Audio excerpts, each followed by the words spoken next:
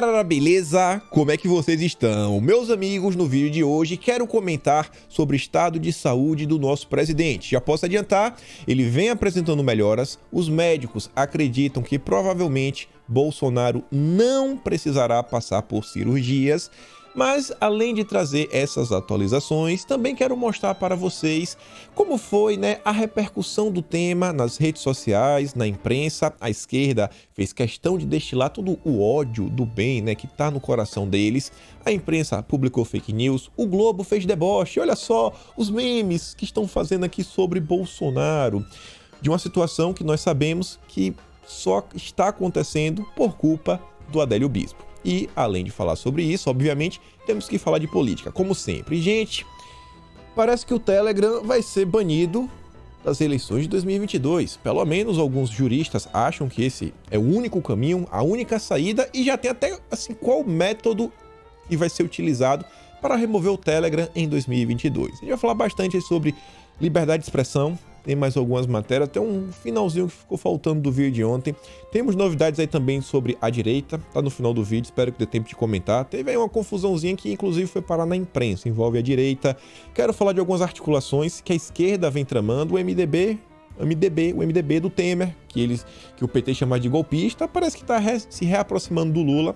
Quero comentar sobre isso e sobre o Sérgio Moro, todo dia é uma coisa nova. Ontem foi o UOL falando que o Moro, se não conseguir, pontuar bem nas pesquisas nos próximos meses, pode desistir de competir para a presidência para ser apenas senador por São Paulo. E temos outras coisas, algumas coisas também ligam aí questões econômicas e tudo mais, mas enfim, vamos começar aqui já sobre nosso presidente.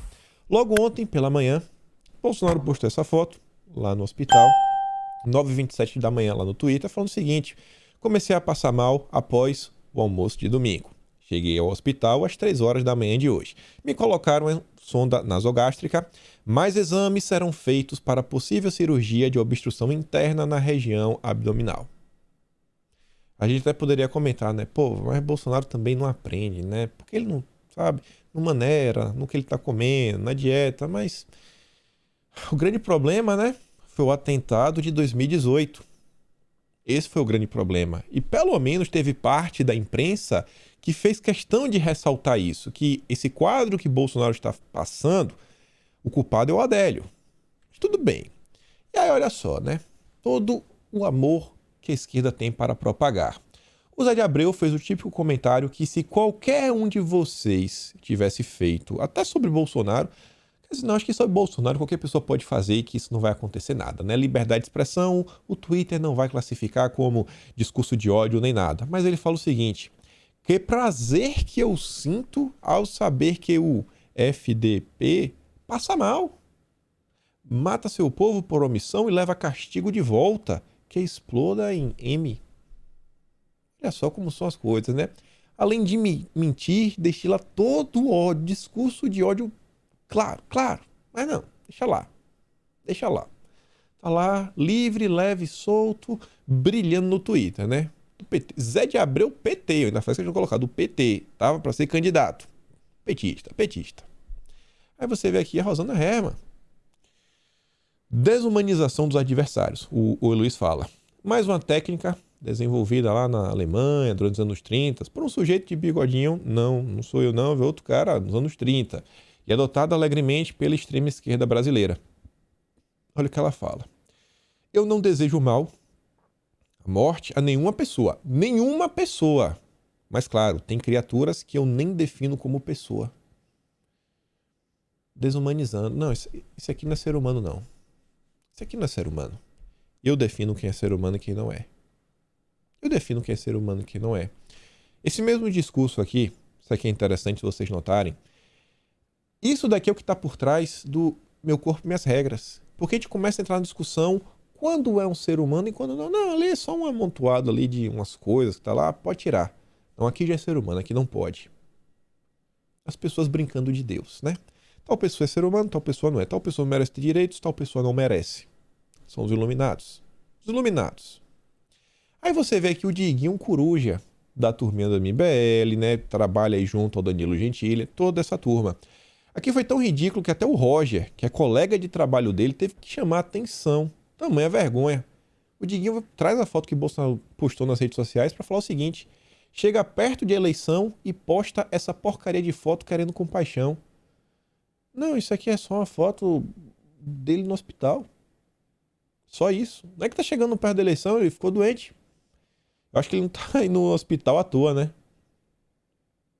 Diguinho, parabéns aí, um salve bem grande pro Danilo Gentili e toda a turma. O Roger, colega de trabalho, não conseguiu se segurar, diz: falta um ano ainda, Diguinho. Menos. Menos, irmão. As eleições, né? Falta um ano. Relaxa aí, cara. Tá muito longe das eleições. Aí você vê o André Guedes, também da turma do MBL, amigo do Danilo Gentili, do Nando Moura, do Diguinho. O Mito está internado, fazendo piadinha, fazendo piadinhas. O Paulo Felipe fala o seguinte: o André Guedes Cartoon, cujos seguidores foram majoritariamente conseguidos, mais de 90% no YouTube, fazendo coisas apoiando o Bolsonaro. É sempre assim, né? Cresce nas custas de Bolsonaro e depois uma facadinha. Hoje chega ao fundo do poço de tentar lacrar até com a efemeridade dele. É contra essa gente que eu luto e tenho imenso prazer em lutar. Aí você vê Isto É, a revista do amigo do João Dória, que organizou, né, esse pessoal, organizou aquele jantar para o Dória, o Moro e o Mandetta. Dane-se a nova internação de Bolsonaro. Há milhões em situação muito pior. Estamos nem aí. Essa é Isto É. Essa é a revista Isto É. Imaginem isso daqui sobre o Lula. Imaginem isso daqui sobre até sei lá quem. Sobre o Hugo Chávez, o Nicolás Maduro. Imagine uma página direita falando isso aqui do Maduro. Ou então do ditador cubano, ditador lá da Coreia do Norte. Não. Na hora, bicho, tesourado. Já estava tendo representação aí do Randolfo Rodrigues para botar na cadeia. Aí, eu acho assim que quem que realmente assim conseguiu roubar a cena ontem foi o Globo. O Globo realmente assim, ele supera. O Globo não é a maior emissora do Brasil à toa. Rapaz, assim, até onde consegue se descer? Sonar. Saúde Bolsonaro rende publicações de apoio, teorias da conspiração e memes. Olha só, tá rendendo memes. Vem aqui ver os memes sobre Bolsonaro. Aí começa, né? Uma das teorias da conspiração. A fakeada utilizada por opositores de Bolsonaro que questionam a veracidade do atentado com a faca sofrido pelo presidente durante a campanha eleitoral de 2018 é uma das teorias da conspiração que chegaram ao Trend Topics. E hoje de manhã tava lá quase 15 mil postagens. Aí tá aqui, ó, Lula Aronovitch, petista também. A cada dia, cada vez menos gente acredita na fakeada. Foi só uma tramóia para ganhar a eleição mesmo. Imagine isso daqui sobre qualquer outro político no Brasil de esquerda ou até de centro. Mas como é Bolsonaro, pode. Aí você vê aqui, olha essa postagem. Aqui você vê, enquanto a Globo, de um lado, sobre a esquerda, eles apenas trazem, assim, fatos. Um comentário, ó, a expressão fakeado é criada pelos opositores, tá bem claro, explica o que é e fala, ó, é uma teoria da conspiração que chegaram ao Trend Topics. E só trouxe a postagem da menina. Não acrescentou nada. Já quando é da direita, a Globo vai entrar numa teoria da conspiração e aí a Globo, ela, como é que a gente pode fazer? Ela distorce a fala da Joana Lima. Olha só. Olha o que a Joana fala. É inacreditável que até hoje não saibamos quem, né, mandou matar o presidente. Ela só faz uma pergunta. Ela não tá falando quem foi. Ela não tá falando em culpado. Ela não tá falando quem estaria por trás. Ela não tá falando nada. Ela tá falando, pô, a gente não sabe. E é muito, assim, é inacreditável. Porque ninguém acredita, assim, não é que ninguém acredita. Muita gente não acredita que foi o Adélio. Aí o que é que o Globo fez em cima desse simples tweet de 2 linhas? Outra teoria conspiratória, propagada por apoiadores do presidente nas redes sociais, alegam que o crime teria um mandante e que seria um atentado por parte de partidos de esquerda. Onde a Joana está falando em partidos de esquerda? Onde? Onde? Onde? Sabe? Onde? Cadê, cara? Cadê falando aqui que foi por parte dos partidos de esquerda? A imprensa trabalha com esse jogo de palavras como ninguém, né? Não traz nenhuma prova. Traz um tweet que não tem nada a ver com o que está sendo aí descrito. Estão falando aqui que teve 13 mil tweets. Aí vai lá então pega um tweet para provar o que vocês estão acusando. Porque quando da esquerda não fala nada. Essa é a Rede Globo. E aí, o melhor, eles deixaram para o final. O estado de saúde do chefe do executivo também se tornou alvo de memes. De memes.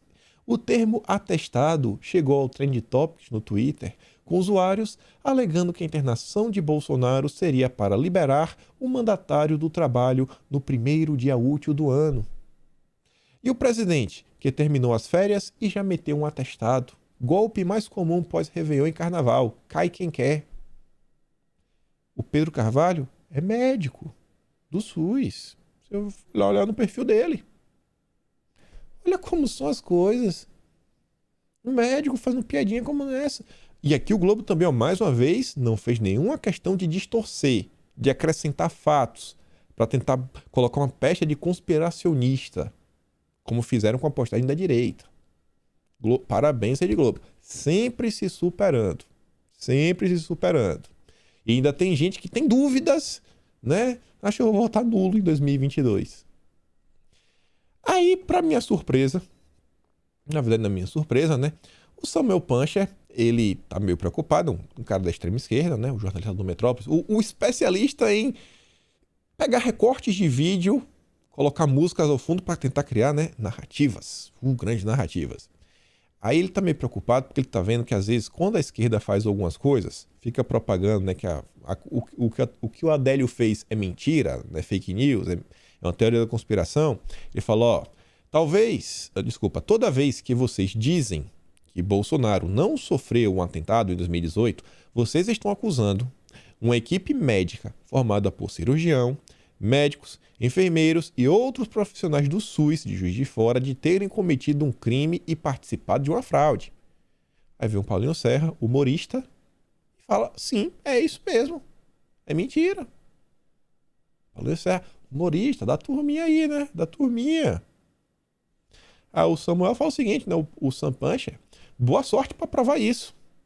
Aí, só peguei um comentário diferente da Globo. Eu só trazer aqui, ó. Ele poderia ter feito isso daí, né? Para tentar provar o que eles estão acusando a direita de fazer. Sorte não. Tem que ter muita coragem para lidar com eles, com a milícia. É assim que a esquerda se posiciona nas redes sociais. O Daniel fala o seguinte, ó, o sofista do Metrópolis sabe que um pouco de lógica faz bem e que a ausência dela pode prejudicar quando sofismar em outras matérias. Mas o humorista, né, no comentário, acredita que sim, que tudo foi tramado por Bolsonaro. E o que falar da CNN? Acusaram o presidente de ter testado positivo para a doença aí do momento. Na maior cara lavada, na maior seriedade. Aí, após essa fake news, o que é que eles fizeram? Erramos. Não foi fake news, erramos. Na noite de hoje, um de nossas tarjas apresentou erro sobre o presidente, né? Diferentemente da informação da analista Thais Arbex de que o resultado foi negativo, a tarja levantou o termo positivo, o texto foi corrigido 11 segundos depois. Erramos. Tá bom. Foi um pequeno erro. Nada intencional, né? Nada intencional. Felipe Barros fala o seguinte... Uma das reuniões da CPMI das fake news em 2019, em uma das reuniões, o deputado Carlos Zaratini, do PT, disse que o atentado que Bolsonaro, né, sofreu era mentira. É uma facada news, ironizou ele à época. Desejo pronta recuperação ao nosso presidente. Lembrando que a CPMI das fake news vai voltar. O Fábio Van Garten falou o seguinte, todo e qualquer incentivo, ameaça à vida do senhor presidente Jair Bolsonaro deveria ser considerada a promoção de instabilidade institucional e da ordem democrática. Mereceria rígida investigação por parte dos órgãos competentes. A Constituição é pétrea nesse sentido. Mas assim, né? Fábio está desatualizado. Fábio, olha só, tem um artigo na Constituição falando que tudo que foi feito contra Bolsonaro, se é para prejudicá-lo, se é para tentar conter contra a família, é permitido. Na verdade, é louvável. É assim como as pessoas veem hoje os acontecimentos. É contra Bolsonaro? É, então pode. Vai lá, faz o que você quiser. É como a turminha vem lidando. E o que falar dos amigos do Sérgio Moro? A mamataria não para, não para, não para. Lá vem o antagonista. Bolsonaro diz que médico chega ao Brasil às 3 horas da tarde. Como noticiamos, um avião da FAB decolou com destino nas Bahamas, onde o médico do presidente da República passa férias. A Veja, um tempo depois.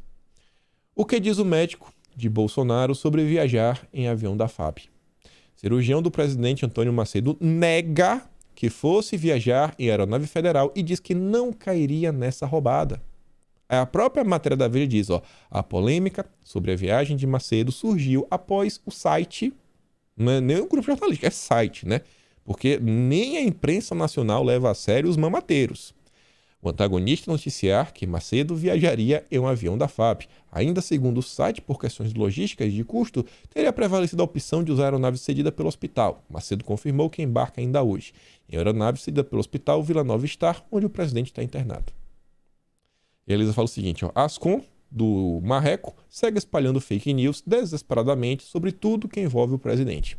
E pensar que Moro anda procurando advogado especializado em combater fake news. Anuncia o doutor escolhido para a gente contratar também, né? Para enquadrar o seu blog.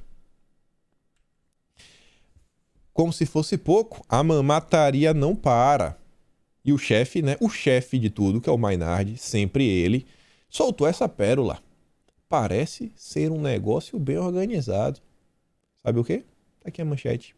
Ministros pedem oração por Bolsonaro e citam o atentado de 2018. A Ju diz, né? Porra, realmente isso é um verdadeiro gabinete do ódio, né? Que tanto denunciaram. Um gabinete do ódio. Os ministros estão vindo pedindo oração. Tudo organizado. Um gabinete do ódio para pedir orações. O ódio, oração virou ódio. Parabéns, mamateiro. Parabéns. É um mamateiro. Esse cara é intragável. Esse aqui é um... Cara, esse cara, pro debate público, é inacreditável. Inacreditável. Esse é o Diogo Maynard. Beleza. A Michelle falou uma coisa nas redes sociais, principalmente para essa turminha da esquerda, ver se entende. Mas muita gente... quem é a Michelle para estar falando isso daí e tudo mais? Está querendo surfar na onda? Michelle diz que o atentado do Adélio gerou uma sequela em Bolsonaro para o resto da vida. A primeira-dama acompanhou o marido no hospital Vila Nova Star em São Paulo. Para o resto da vida. Você vê aqui na Folha de São Paulo, para quem não quiser acreditar na Michelle.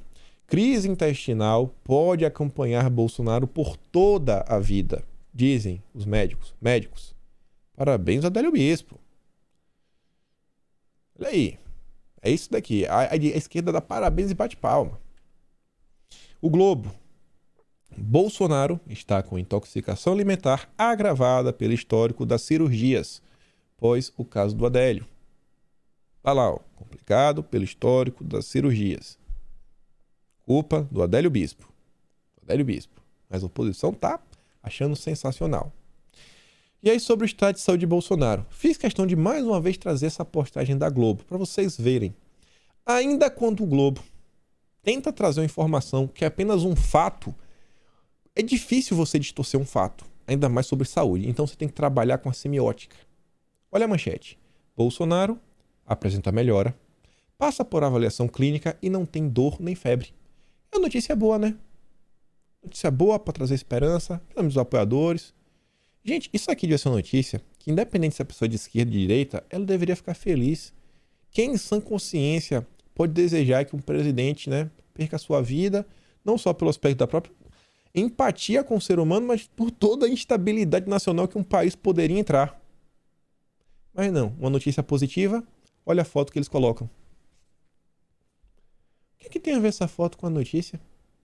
Essa foto, se você olhar a foto, parece que Bolsonaro melhorou olhando para essa foto. Não, é só uma foto daquele momento que, enquanto você está se mexendo... Cara, se você pega esse vídeo aqui e você começar a pausar, você vai encontrar eu fazendo tanta cara feia. Você vai falar, meu Deus, que menino feio é esse? Assim, essa é a imprensa brasileira. Eles trabalham em todos os aspectos. Quando não tem como distorcer a notícia boa, coloca uma foto ruim aí. Coloca uma foto ruim sobre Bolsonaro. Notícia aqui sobre médico. Essa daqui, pelo menos, colocou o Bolsonaro dando uma risada. Menos mal, né? Médico de Bolsonaro diz que chegará a São Paulo para examinar presidente na madrugada de terça-feira. Em entrevista ao Globo, ele afirmou que pretende ir direto para o hospital assim que desembarcar. Provavelmente o médico já chegou no Brasil, que ele a priori chegaria durante a madrugada. A minha chegada no Brasil, no hospital, será depois das 2 horas da manhã. Vou examinar o presidente, apalpar a barriga dele, que é o que interessa, e ver direitinho o caso. Aí elaboramos um boletim pela manhã, junto a toda a equipe do Vila Nova. Então hoje pela manhã deve ter um quadro assim mais definitivo, se vai precisar ou não, mas até então acham que o Bolsonaro não precisará. O médico de Bolsonaro diz que o presidente provavelmente não vai precisar, porque até então os exames mostram uma situação parecida com a última internação. Está parecido com o que aconteceu na última vez. Então, graças a Deus, oremos pela vida de Bolsonaro. E agora que já mudando um pouco de tema, nossa última matéria é aquele questionamento. Bolsonaristas cobram do STF sobre ataques ao presidente após internação. Vai ter inquérito, vai ter perseguição, vai ter gente presa, vai ter sites aí derrubados, vai ter alguma coisa? Eu acho que não vai ter nada. Acho que não vai ter nada. E já pegando esse tema, que a gente começa a falar de liberdade de expressão, conectando com uma coisa que faltou no vídeo de ontem e que foi até bom porque se conecta com mais notícias que apareceram nas últimas horas. Ainda sobre aquela matéria do Verdivaldo, ele deu entrevista para o Conjur em dezembro do ano passado. Não tinha visto a época, vi porque a Paula Marisa compartilhou aquela matéria do Terra, falando que o Verdivaldo acusa o Moro de ser o candidato da Globo. A manchete é: Moro é mais perigoso para a democracia do que Bolsonaro, diz o Verdivaldo. E fizeram uma pergunta para o Verdivaldo, que era o seguinte: como você, Verdivaldo, avalia os inquéritos das fake news e dos atos antidemocráticos? Aí cita lá, conduzidos pelo Supremo. Aí fala aí que mandou prender, por exemplo, Daniel Silveira, Alan, Zé Trovão, tudo mais. Em todos os casos, as ordens de prisão foram expedidas com base em declarações ofensivas ou ameaças às instituições e a integrantes do tribunal. Palavras do Conjur. O Verdivaldo responde o seguinte: os alvos dessas investigações são as pessoas que eu mais odeio no mundo. O Glenn, ele vai falar de pessoas que ele odeia. É o prato cheio para ele reforçar que tá certo o que vem acontecendo contra a direita, né? Não. Essas 3 figuras são alvos do processo do Supremo. Apesar de serem as pessoas que eu mais odeio no mundo, temos que avaliar os processos da perspectiva do precedente que está sendo criado.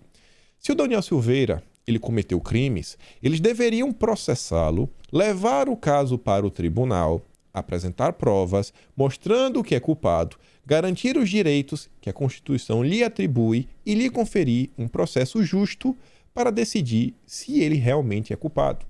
Tem o direito de defesa. Se for, deverá ser punido como qualquer um. E ainda fala o seguinte: o Supremo não está fazendo isso. Onde está o processo de Daniel Silveira? Onde as provas estão sendo apresentadas pelos ministros? Alexandre é vítima dos crimes porque estão atacando e ameaçando. É a polícia investigando os crimes, é o juiz mandando a polícia fazer busca e apreensão e condenando-os sem julgamento. Isto é obviamente perigoso. E olha o que ele diz. Imagine que o ministro do Supremo agora tem 2 indicados por Bolsonaro, o Cássio e o André Mendonça, decida copiar esses processos para perseguir blogueiros da esquerda, como Brasil 247, Diário Centro do Mundo ou qualquer outro financiado pelo PT. Ponto. Olha a normalidade, como se não, as páginas aqui financiadas pelo PT. Normal. Imaginem qualquer pessoa financiada pelo governo, por um partido aí ligado ao governo. E depois ordene a prisão de um deputado do PT, pessoal do PCdoB, passando a perseguir ativista de esquerda. Não é difícil entender por que isso é tão perigoso. O foro privilegiado foi criado exatamente porque a ditadura militar estava fazendo isso o tempo todo. Quando tinha um deputado que fosse um pouco contra o regime, o tiravam do cargo e o prendiam sem julgamento. Isso é um poder perigoso. Se a pergunta fosse se Oswaldo, Daniel, Alan deveriam ser presos, eu diria que talvez sim. Mas para isso é preciso ter um processo com direitos, com provas, com proteções que todos eles deveriam ter antes de ser presos. O Verdivaldo, enquanto uma pessoa de esquerda, ele reconhece e destaca que não podemos atropelar o ordenamento jurídico, independente de quem está do lado de lá. A direita, às vezes, se passa um pouco e você vê, querem um ativismo judicial de direita. Eles não querem só encerrar o de esquerda, eles querem meio que uma pequena revanche, às vezes. Isso não dá certo. Isso só faz criar mais e mais precedentes e dar mais e mais poder para o poder judiciário. Isso é bem complicado. E olha só. A gente vem dando poder. A esquerda vem dando poder muito, né? Principalmente o Randolfo Rodrigues, porque toda vez que ele aciona o judiciário sobre um tema, ele está validando que o judiciário tem competência de estar lidando sobre aquele assunto. E um tema aí que está girando muito sobre as eleições, e não é de agora, é a questão que envolve fake news. E nesse âmbito aí, estão apontando que o Telegram é um grande problema. Porque não tem como regulamentar o Telegram, não tem como controlar o Telegram. Mas parece que eles acharam uma opção. E cada dia, para mim, está mais claro que eles vão censurar o Telegram. No vídeo de ontem, inclusive, eu mostro que o Sérgio Moro, que é um cara do judiciário, conhece muita gente, ele não tem Telegram. Ele tem todas as redes, menos o Telegram. Muito estranho, não? E aí, isso é uma matéria no dia de ontem, que é o seguinte: 2022, as eleições do Telegram.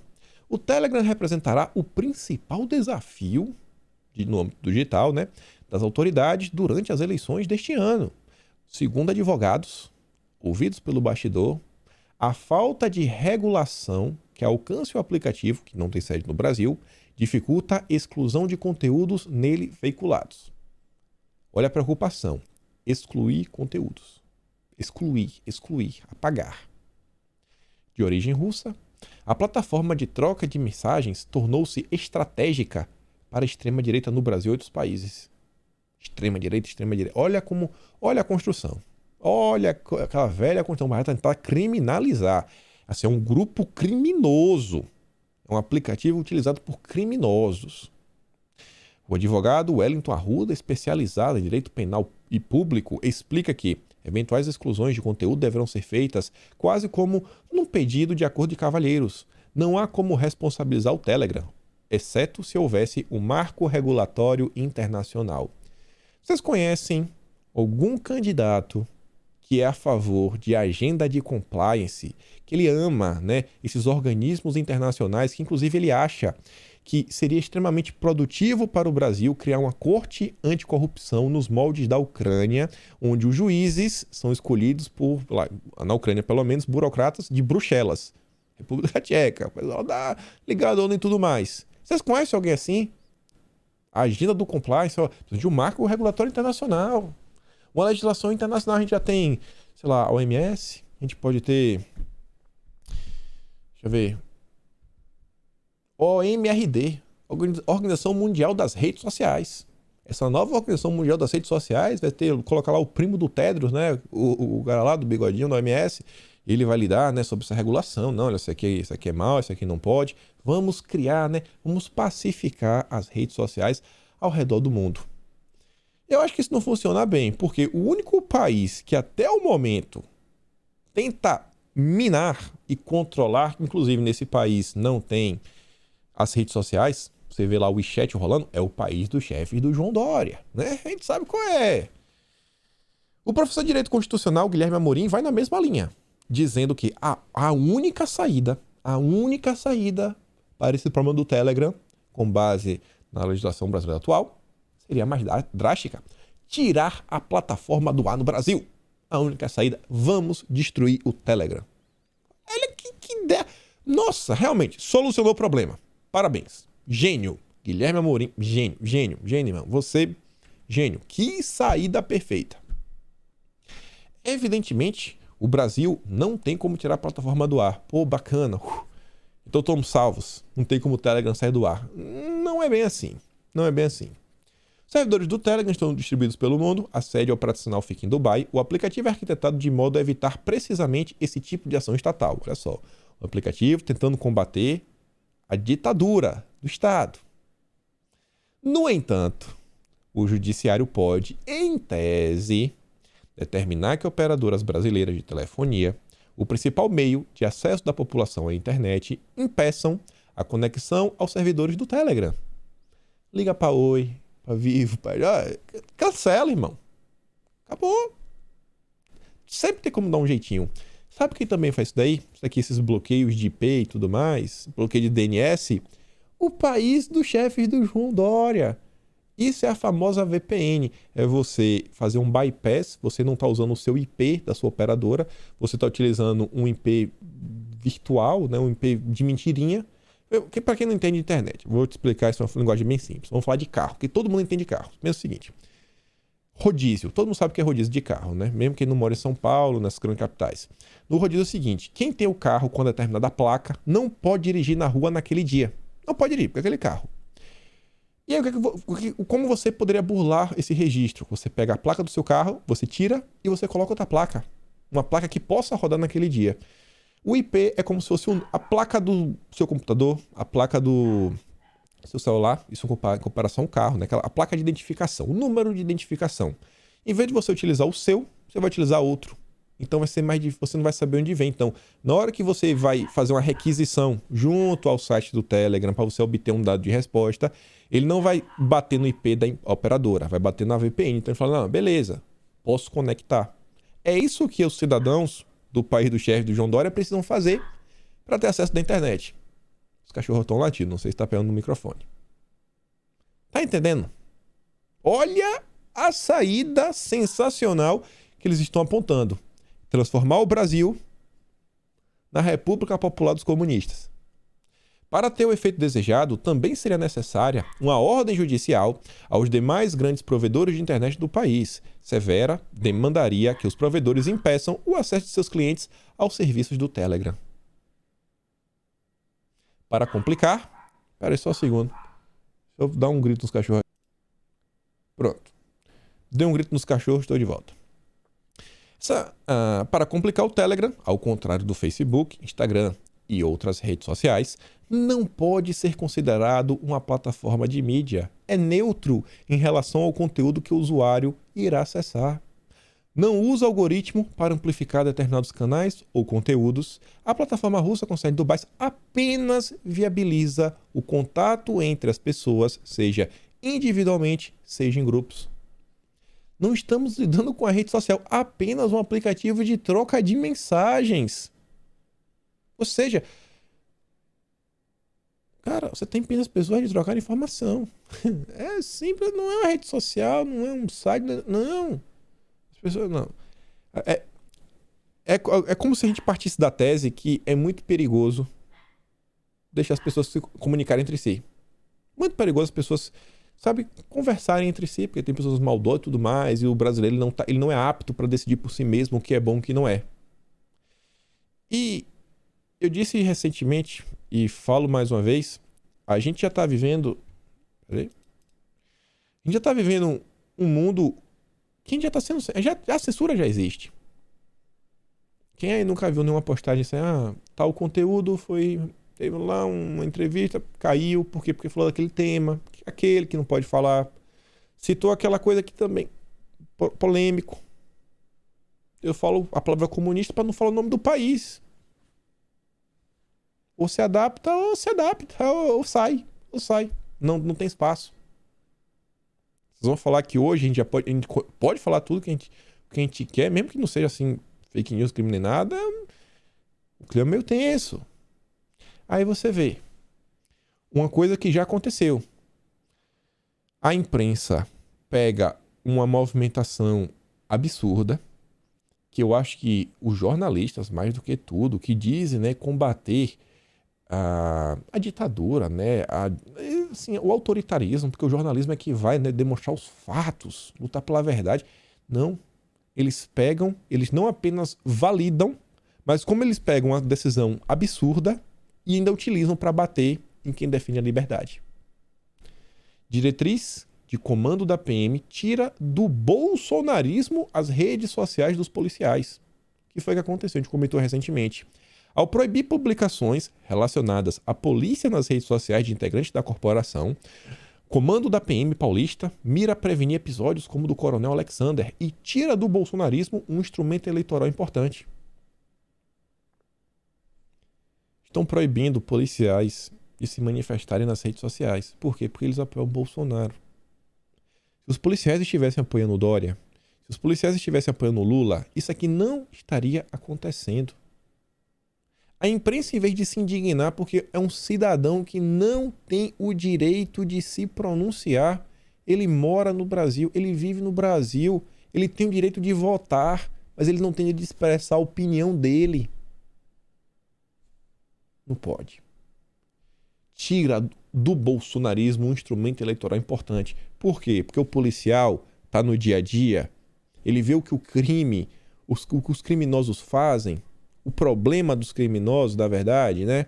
Como a esquerda trabalha, né? Os pobres vítimas da sociedade, e aí expõe para a população os problemas que ele tem, como o governo vem ajudando, aí realmente tem que esconder, porque senão vai atrapalhar o Lula. Aí eu só quero trazer 2 artigos desse assunto.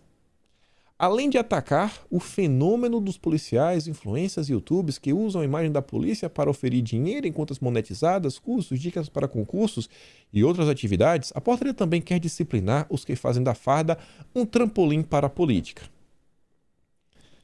Assim, realmente eu não acho que o melhor caminho é você se utilizar da sua farda para entrar na política. Mas também isso não é o maior dos males. Porque quem melhor para falar de segurança pública do que realmente quem vive o universo da segurança pública? Não necessariamente precisa ser um policial, mas ele realmente aprende ali, né, na vivência do dia a dia. Aí você vê, né, que atacar os policiais influenciadores. Qual seria o problema de influenciar alguém? Ele está influenciando para algo ruim? Para algo bom? Que usa a imagem da polícia para oferir dinheiro em contas monetizadas. Aí a gente vai entrar na discussão grande. Nem vou entrar nesse âmbito agora. Nem vou entrar nesse âmbito. Mas vem aqui, cursos. O cara tá dando um curso. Não pode. Dicas para concursos e outra atividade. Ele não pode dar dica para concurso. Não pode. Não pode. Uai. Diz a diretriz que é vedado aos policiais fazer considerações sobre atos de superiores de caráter reivindicatório e de cunho político partidário ou depreciativos a outros órgãos públicos, autoridades e demais militares do Estado. Até a foto de perfil na rede social é disciplinada, com a proibição de que ela se relacione direta ou indiretamente com a condição de militar. Críticos, olha só, críticos apartidários da portaria, pessoas que não têm nem lado, apontam para a extensão delas aos policiais da reserva, como um item que pode gerar dúvidas e abusos. O jornalista não consegue falar que isso é um absurdo. Não, os críticos apontam. Gente, polícia da reserva, o aposentado, o cara nem trabalha mais. O comando deverá esclarecer esse ponto da norma e seu alcance. A tranquilidade e a paz social só podem ser garantidas se aqueles que têm a missão de manter a ordem pública preservarem a rigidez de seus homens. O pêndulo estava lançado em direção à baderna. O comando se deslocou para o lado da ordem. E assim, aos poucos, um novo equilíbrio será atingido. Chamando os policiais militares de baderneiros. Como... Cara, eu queria xingar esse jornalista. Como esse... Pra mudar esse som, sabe? Como esse cara tem coragem de falar com seres humanos que vão para as ruas colocar literalmente a vida em risco. É a classe, assim, que... Qual seria a palavra para utilizar? Que mais tem risco de perder a vida durante o trabalho. Sim, pô, um médico, assim, não é tão comum um médico perder a vida do trabalho aqui, pô, não é assim. Agora o policial perder a vida em serviço é o que tem a maior chance. E o cara tá chamando de baderneiro. Baderneiro! Policiais militares são baderneiros. Essa é a imprensa brasileira. Rapaz, é inacreditável as coisas que estão chegando. O avanço da censura. Enfim. Um cara aí que curte, né? Esse tipo de ação, realmente, né? Os policiais não sabem de nada. Precisamos dos melhores, dos melhores, dos melhores. Esses sim sabem de tudo, né? O alto comando. Fala de Sérgio Moro. Só essa matéria ontem aqui na UOL, vou trazer também a resposta do Sérgio Moro sobre o tema, que fala o seguinte: Moro deve concorrer ao Senado se não decolar nas pesquisas até fevereiro. Com 9% das intenções de voto nas pesquisas, né? O ex-juiz Sérgio Moro ainda não se decidiu se vai concorrer ao Palácio do Planalto ou se lança a mão do plano B, disputar uma cadeira no Senado.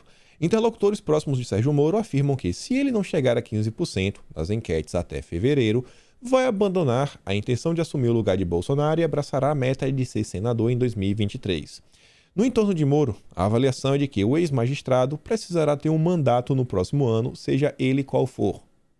A ideia teria se cristalizado depois que o ministro Bruno Dantas, do TCU, mandou à consultoria americana Álvares e Marçal relatar os serviços prestados e os valores que pagaram para o senhor Sérgio Moro.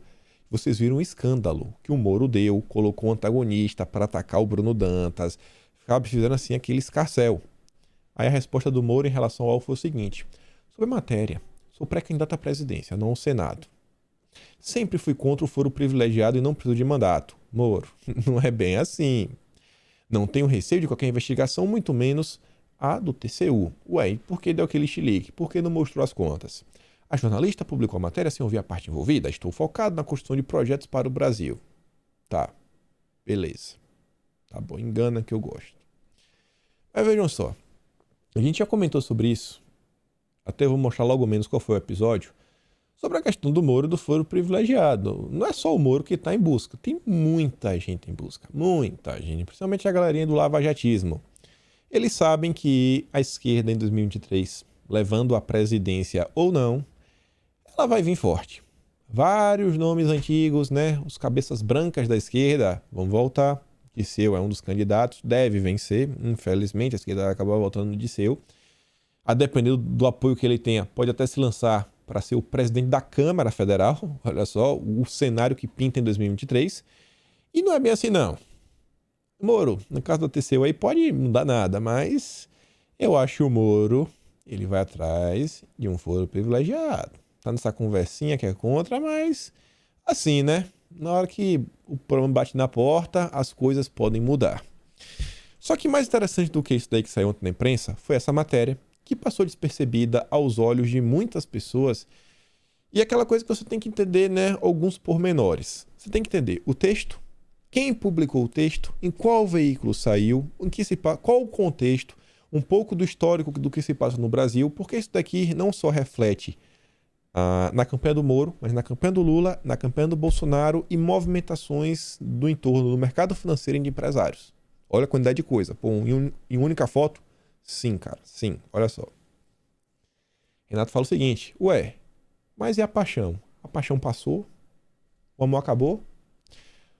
O Matteo Mainardi, ele fez questão de colocar o nome dele na nota. Você vê aqui, ó. Ele não só posta no Twitter, mas você abre lá a notinha, tem lá, né? Redação. Não foi a redação do antagonista. Foi o Matteo Mainardi. Aqui, ó. A paixão do mercado por Moro. Os mesmos banqueiros que descartaram as chances de um sucesso da terceira via em reportagem da Folha de São Paulo menosprezaram também as possibilidades de Sérgio Moro.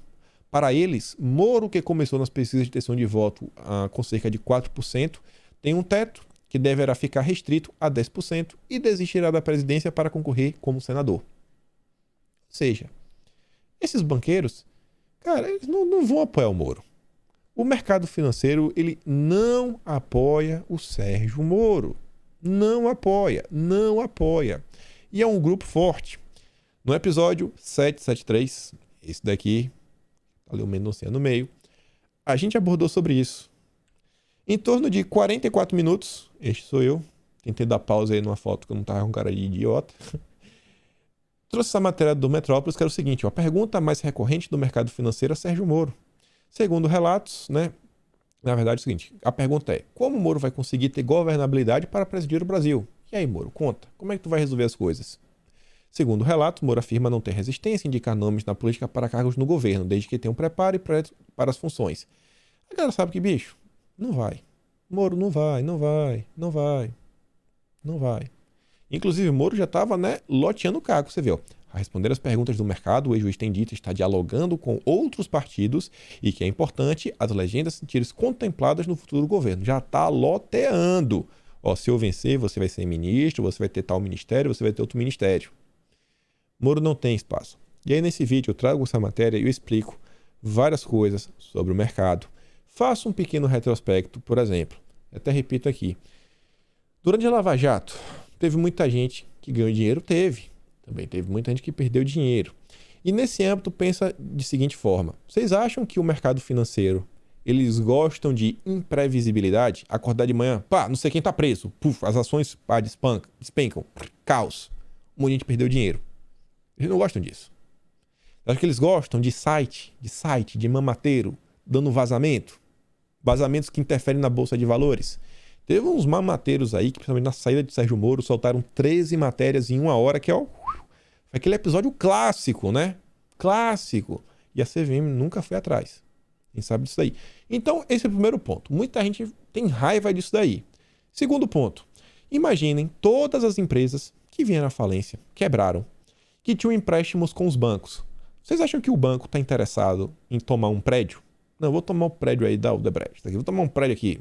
Nem sei se tomou. Se eu tomar um prédio. Você acha que tem algum interesse? Você acha que o banco prefere receber um prédio, que vai ter que pegar, vai ter que lidar com burocracia, transferência de nome, papel, isso, aquilo, outro? Ou você acha que o banco prefere receber em dinheiro? Ele recebe dinheiro, o que ele emprestou, pega, empresta para outra pessoa e a vida que segue. Moro não tem apoio, não tem apoio. As únicas pessoas que o Moro tem apoio no mercado financeiro são aquela turminha ligada lá aos Progressas, Itaú, Armínio Fraga, toda essa turma. A gente vai falar dela logo menos. E aí, olha só, saiu essa matéria ontem. Essa daqui é ligada ao governo e o mercado financeiro. Pedro Guimarães e os comunistas da Faria Lima. O presidente da Caixa, o Pedro Guimarães, admitiu a parlamentares que precisa avaliar o que vai fazer até abril, quando se encerram as possibilidades de se descompatibilizar do cargo e de se filiar a um partido político. O Pedro disse saber que, depois de sua atuação pró-governo e pró-Bolsonaro à frente da Caixa, vai ficar muito difícil de voltar ao mercado financeiro. Em tom de galhofa, disse que os banqueiros não engoliram sua pressão para que a Caixa e o Banco do Brasil deixassem a Febraban. A Febraban é aquele órgão, é como se fosse assim, um clube, tipo uma ONU da vida, é a ONU dos bancos.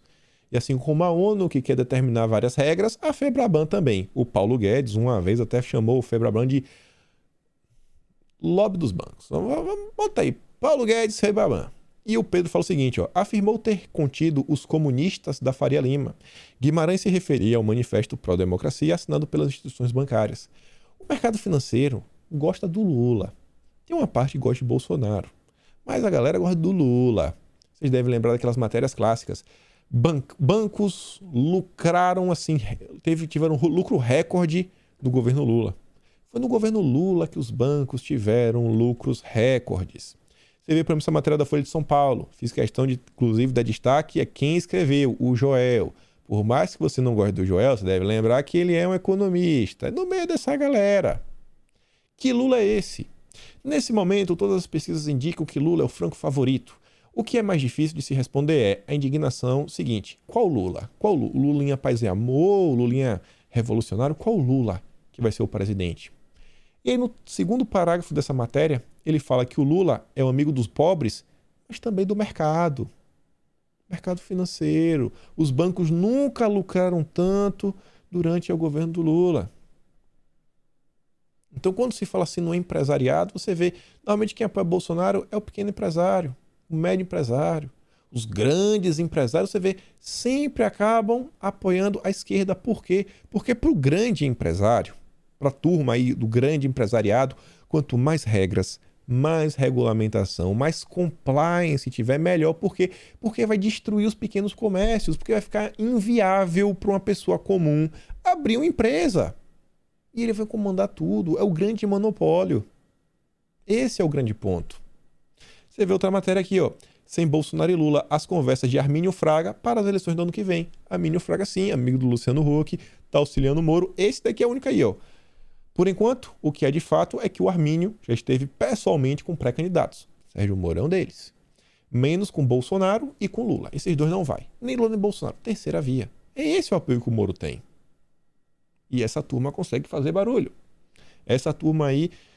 Quando você vê qualquer tipo de matéria seguinte, mercado financeiro elogia o Moro, mentira. É uma matéria tentando desgastar Bolsonaro, só para desgastar Bolsonaro e para lá na frente abandona o Moro para subir no barquinho do Lula. Não tem, cara. A não ser que seja XP, pessoal de Itaú, Armínio Fraga, esquece. O Moro não tem apoio. E é um ambiente aí que é uma selva de pedra para Bolsonaro. O Marreco ainda vem com essa daqui, Para retomar o crescimento econômico, precisamos de um governo que faça reformas com ousadia. Ponto. Peraí. Reformas, em geral, são propostas de emendas à Constituição, ou PEC, a famosa PEC. Quem faz a reforma não é o Poder Executivo, mas o Legislativo. Então não é o governo que faz grandes reformas com ousadia, mas o Legislativo. Viu, Moro? Então o cara, ele sabe disso, ele faz de má fé. Melhorar os serviços públicos, simplificar os impostos, estimular o emprego, reformar a educação, promover a inclusão. Reformar a educação. Eita, essa aqui eu nem tinha era para ter grifado, né? Reformar. É uma revoluçãozinha, né, Moro? Rapaz, eu nunca vi um governo se debruçar tanto sobre educação quanto esse governo, assim, sem brincadeira nenhuma. Quando você olha pro Nadalim, Carlos Nadalim, o pessoal vai fazendo secretaria de alfabetização, você fala, cara, o pessoal tá tentando a todo custo, velho. Mas pro Moro não tá bom, né? E o Moro ainda quer, né? Erradicar a pobreza, que eu acho que é impossível. Eu gostaria que isso acontecesse, mas impossível. E combater a corrupção. Não, temos que combater a corrupção. Temos que combater a corrupção. Grava esse final que a gente vai falar disso logo menos, mas o Moro que finge aí que a economia do Brasil está quebrada, o Ministério da Economia traz aqui, né, essa informação. Obtivemos um saldo recorde de 61 bilhões de dólares de saldo comercial.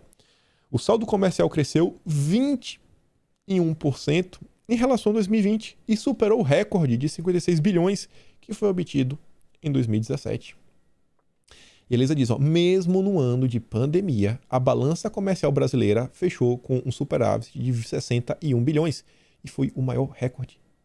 Maior do que o de 2017, 21% acima de 2020. Mas, por a economia brasileira está em frangalhos. Está em frangalhos. Bom, aqui só para mostrar também que o governo segue trabalhando diz respeito aí às enchentes, às catástrofes. Está lá o Rogério Marinho. Essa é uma orientação que recebemos do presidente Bolsonaro de virmos em loco para verificarmos de que forma podemos ajudar de forma mais eficiente e racional a população atingida. Não para de trabalhar. Aqui também o Brasil, né? Promovendo muitos empregos. Tarcísio diz, vocês gostam de evidências? Eu também. E aqui vai mais uma de que a Revolução Ferroviária que já está... Desculpa, a Revolução Ferroviária já está acontecendo no Brasil. Última remessa de trilhos do lote 5 da Fiol 2, que vai ligar Caetité a Barreiras, desembarcou no Porto de Salvador e já está no canteiro de obras lá em Guanambi, na Bahia. O Brasil segue. Por mais que a oposição lute contra, o Brasil segue avançando. E, gente, olha só, acho que nem vai dar para falar da treta da direita hoje. Talvez dê. Mas, o seguinte, esse aqui é uma obra, vocês devem entender, né? Pô, uma obra de trem passa no meio de várias cidades, no meio aí da mata. Meio ambiente. Com certeza, qualquer tipo de obra dessas envolve sempre o quê? Regularização ambiental, né? Licenças ambientais. Tem que ter licença ambiental para poder prosseguir tudo mais, porque não pode destruir o meio ambiente. Sabe como é a história? Por que eu tô falando isso daí? Olha, mais uma vez, a agenda do compliance tentando tirar a carne do teu prato. Aqui é literalmente tentando tirar a carne do teu prato. Olha o Instituto. Instituto não aceita corrupção. Aquele que recentemente estava o Carlos, o Santos Lima, né? O Boquita, lá o lavajatista, amigo do Moro. Olha o texto. Incentivos governamentais e de programas de integridade no agronegócio. Aí esse artigo é sobre o quê? A gente sempre diz. Várias iniciativas podem ser observadas no mundo, incentivando as empresas do setor privado a adotarem boas práticas de governança. Olha como essa palavra está aparecendo de forma repetida na imprensa. Incluindo sistemas de compliance. Olha a agenda do Sérgio Moro. Um acrônimo amplamente discutido recentemente refere-se aos critérios ambientais, sociais e de governança, ASG. Opa, mas ASG não é ASG, é algo similar, é porque a tradução abrasileiraram. Conceito esse conhecimento internacionalmente como Environmental, Social and Governance, ESG. ESG traduzido para o português é ASG. Dentre os critérios observados pelo mercado financeiro está o tema de governança. Governança, onde se espera que as empresas tenham políticas claras e programas para prevenir, detectar e responder adequadamente a qualquer tipo de desvio de condutas por parte de seus funcionários e executivos. Segundo a governança corporativa é um grande desafio para as empresas nacionais e que tem grande reflexo tanto na percepção externa e na reputação das empresas, assim como na transparência interna para os funcionários de uma empresa, blá blá blá. Governança. Olha isso daqui no frigir dos ovos que ele diz. Ó. O grande problema é que faltam, né, para deixar bem claro, para quem está vindo de fora que a empresa é boa. Né, a percepção externa. Quem que vocês acham que ele está se referindo, né? Um pequeno latifundiário, né, conservador do interior do Kansas. Não sei nem porque eu falei do Kansas. Ou sei lá, um empresário globalista, né, que está olhando para tua empresinha. Você acha que esse tipo de regra vai para qual caminho? Aí você vai ser o cara que escreveu, ó, diretor de compliance da BRF. A BRF é ou não uma das maiores empresas do Brasil do ramo alimentício? Será que para ela vai ser interessante? Tem mais regras para dificultar para o pequeno empresário? E eles terem, quem sabe, um monopólio? Ele também é membro do Comitê de Governança da Rede Brasil do Pacto Global. Ó, o Pacto Global, governança, compliance.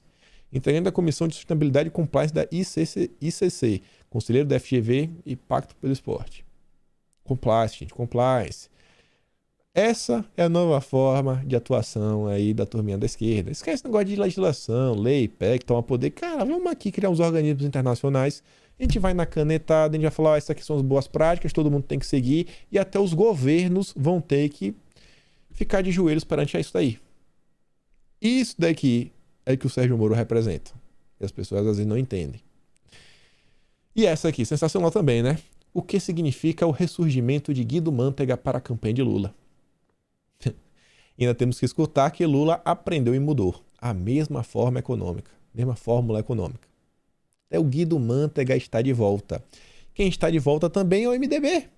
Baleia Rossi, se aproximando aí dos petistas. Estava lá do jantar do Prerrogativas e de lá. O Baleia Rossi é ligado à ala paulista do partido, justamente uma das mais antipetistas, que é de Michel Temer. A ida de Rossi, porém, foi vista como uma forma de reconstruir pontes para o eventual governo em caso de vitória de Lula.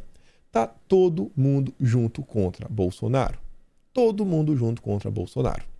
E você vê aqui, né? Alckmin terá saia justa quando questionado sobre o apoio do PT a Cuba. Mas nada. A imprensa vai defender o Alckmin para proteger o Lula. O importante é destruir Bolsonaro. E aí, passa só um tiquinho de uma hora só para comentar essa treta. Saiu até no Globo e tudo mais. Carlos Bolsonaro e Jordi se estranham na internet e dividem militância bolsonarista. O que foi que aconteceu? Que foi essa postagem do Carlos? Os caras continuam. Tem que ser muito imbecil para achar que defendo mais parlamentares com ideias diferentes que defendemos. O foco é, e sempre foi claro, responsabilizar Bolsonaro por tudo, assim como o irmão do fulano fez quando perdeu a eleição de vereador em Niterói. É cristalino que é uma tentativa de se criar um grupo usando a imagem de um e se fazendo de besta para tirar crédito e obter êxito. Sugiro cheirarem menos, serem mais gratos e não sujos, principalmente aqueles que nada são sem a imagem dos que criticam construtivamente. Uma espécie de quarta via que se coloca para ludibriar inocentes, que tenham sucesso, contudo, cada coisa em seu tempo. Agir como oportunistas, se mostrando sonsos para ganhar o que pleiteiam, não é ético. Jogar desse jeito é de se colocar no lixo o que podem colher lá na frente. O Carlos posta isso e traz depois essa imagem. Ó. Deletou, mas o print é eterno. Ainda tem muito mais. E o Renan fala o seguinte, ó, JMB, Jair Messias Bolsonaro, perdeu as eleições municipais e provavelmente de 2022, quando achou que era maior do que o próprio projeto. Fadou seus aliados e defensores à derrota eleitoral por vaidade. Esqueceu que é sola de sapato, que é na sola de sapato que fazemos política, que venham Sodoma e Gomorra. Aí o Carlos diz, ó, aí amigão, irmão do Jordi, acho que não é bem assim não. Na hora de tirar foto, você foi lá. E agora isso daí, lamentável. O que vem acontecendo é o seguinte, né? Como essa treta começou. O Jordi, ele postou um vídeo que ele cobra de Bolsonaro, que Bolsonaro, assim, intensifique sua agenda para eleger deputados e senadores. Fala mais algumas coisas assim meio complicadas, né? Quando o Supremo. E nesse congresso também foram algumas pessoas que estavam criticando o Bolsonaro assim de forma veemente. Uma galerinha que se sabe que vai ser candidata. É a quarta via conservadora. Então, assim, tá crescendo esse pessoal que, na boa, gente, muita gente que tá fazendo essas críticas construtivas só chegaram a brilhar por causa de Bolsonaro, surfando a onda de bolsonarismo, principalmente os ex-ministros, alguns ex-ministros. E o pessoal tá aí, Eu só vou quitar aí o que Carlos falar, porque qualquer coisa que eu for trazer vai ser, ai, tá dividindo a direita, ai você é um infiltrado, ai você é aquilo outro. Quem quiser acompanhar, vai no Twitter. Tá lá bem claro o que é que tá acontecendo. Quem são as pessoas envolvidas, o que elas andam falando, fulano de tal que já fez parte do governo, falando que Moro é um libertador, que Moro libertou ele e tudo mais. Aí curte sem querer uma postagem, uma charge que Bolsonaro está surfando no cartão corporativo, esbanjando dinheiro em Dubai. Não, fez sem querer. Umas coisas muito estranhas, muito estranhas. Inclusive as pessoas ficam relembrando aquela postagem do Deltan Dallagnol que é o seguinte, né? Precisamos nos descolar do Bozo sem perder o apoio dele. É como se o pessoal tá malhando o Bolsonaro pra assim, beleza, volta para Bolsonaro para presidente, mas a nível estadual, deputado federal, vota na gente. Não vota nos candidatos do Bolsonaro, não, vota na gente. Vota na gente. Enfim, acho que vale a pena acompanhar, ver, tirem lá os seus julgamentos, quem está certo, se é Carlos Bolsonaro, se é o outro lado, tudo mais. Só para comentar, eu acho tudo isso aí uma grande com muito pesar que eu vejo essa situação toda, porque, cara, falta menos de 10 meses para as eleições. Eu vejo tanta coisa, assim, a forma como a esquerda vem avançando, a forma como a própria terceira via vem avançando, e a direita fica perdida nesses temas que não levam a lugar nenhum, no final das contas, sabe? Não tô criticando o Carlos nem nada, mas digo assim, pô, eu tô a situação que foi gerada a ponto de gerar essa treta, sabe? Pô, cara, pensa um pouco mais como vocês estão agindo, reagindo, sabe? Os discursos que vocês estão colocando pra frente, a forma como vocês vão fazendo essas críticas construtivas. Isso daqui não aconteceu. O Carlos não chegou assim do dia pra noite. Até o Carlos fez esse comentário, estão vendo meses e mais meses de vários tipos de comentários, posicionamentos, enfim. Acho que chega uma hora que realmente o Carlos perde a paciência e fala o que ele falou. Ficamos por aqui. Aquela curtida, aquela compartilhada. A gente se vê amanhã. Aquele grande beijo, abraço, tamo juntos e valeu, meus amigos. Fui.